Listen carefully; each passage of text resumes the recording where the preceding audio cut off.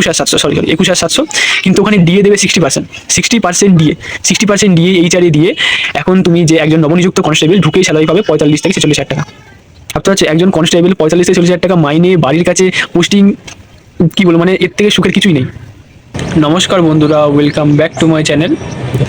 তো কিছুদিন আগে আমরা পুরী গেছিলাম, সেখানে গিয়ে আমাদের আলাপ হয় একজন উড়িষ্যা পুলিশ কনস্টেবলের সঙ্গে। তো তার কাছে আমরা জিজ্ঞেস করি যে উড়িষ্যাতে পুলিশের কেমন কি রিক্রুটমেন্ট হয়, কি কি প্রসেস থাকে, স্যালারি স্ট্রাকচার কেমন।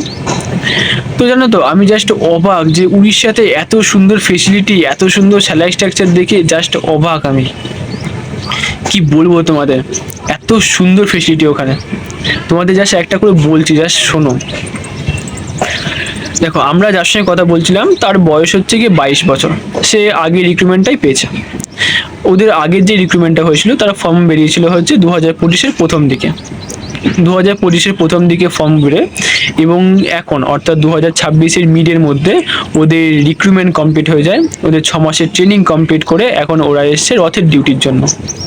অর্থাৎ 1.5 বছরের মধ্যে ওদের পুরো রিক্রুটমেন্ট কমপ্লিট করে পুরো ট্রেনিং কমপ্লিট করা হয়ে গেছে। আর আমাদের 2.5 বছর ধরে একটা রিক্রুটমেন্ট ঝুলে আছে, এখনো ফাইনাল মেরিট বেরোয়নি। এই তো গেল রিক্রুটমেন্ট। এবার আমাদের এখানে কি, আমাদের এখানে যেমন পুজোর ডিউটি হয়, তো ওদের ওখানে এরকম রথের ডিউটি হতো, রথের ডিউটি হচ্ছিল।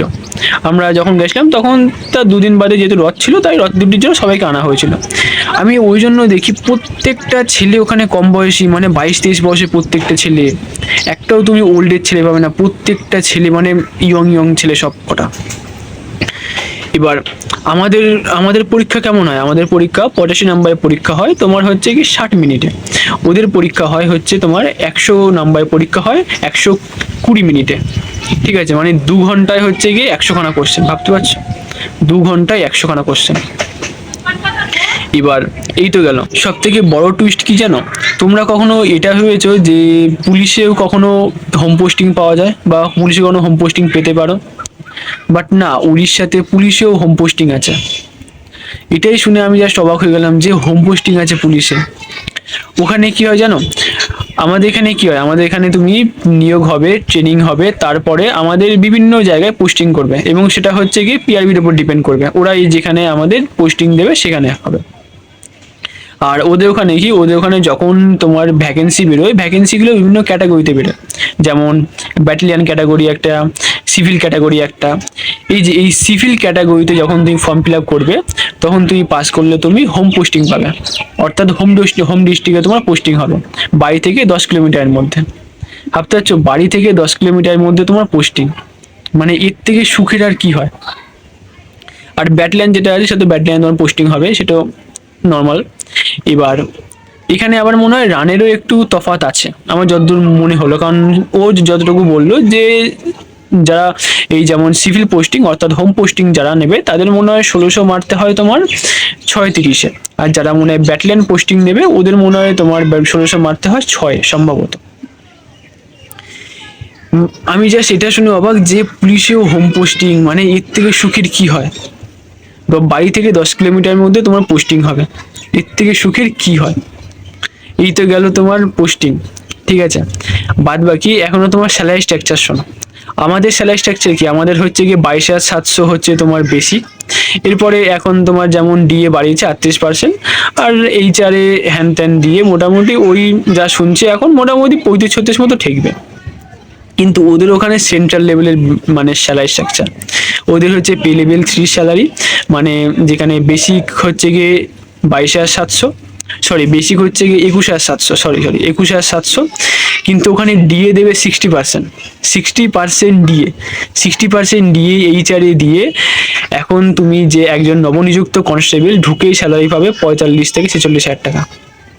ভাবতে পারছো, একজন কনস্টেবল 45 থেকে 40 হাজার টাকা মাইনে, বাড়ির কাছে পোস্টিং, কি বলবো, মানে এর থেকে সুখের কিছুই নেই। এবার এই হলো স্যালারি স্ট্রাকচার, মানে আমাদের স্যালারি তো তোমার, আমাদের বেসিক পে কিন্তু ওদের থেকে বেশি, কিন্তু আমাদের স্যালারি ডিএ না পাওয়ার কারণে আমাদের স্যালারি বাড়ে না, আর ওদের কোথায় 45। এবার যে ছেলেটা বললো ও নবনিযুক্ত হয়েছে, আগের বারই পেয়েছে। এবার ও বললো যে ওদের এখন তোমার হচ্ছে ওরকম পায় 45 মতো পায়। এবার এরপরে যখন এর পরের বছর ওদের 8 পে বসবে সেন্ট্রালে, 8 পে যখন বসবে ওদের স্যালারি থেকে যাবে 60-এর কাছাকাছি স্যালারি থাকবে। মানে ভাবো, মানে কি বলবো, কিছু বলার নেই, আমাদের নিজেদেরই তখন লজ্জা লাগছিল বলতে। 60-এর কাছাকাছি ওদের স্যালারি ঠেকে যাবে।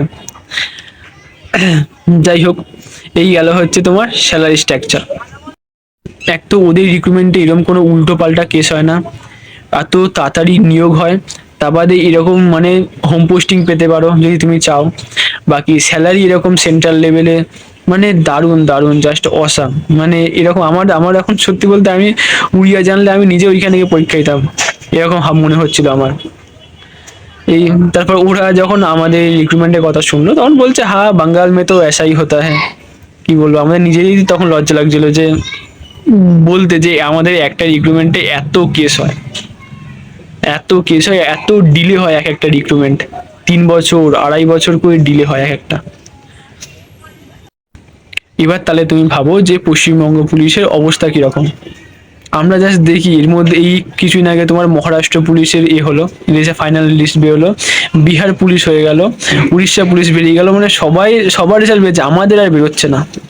আমরা খালি এটাই দেখছি যে মানে সত্যি মানে পশ্চিমবঙ্গে কি হয়, এক একটা ভ্যাকেন্সি 3 বছর 4 বছর ধরে ঝুলে ঝুলে রিক্রুটমেন্ট হয়।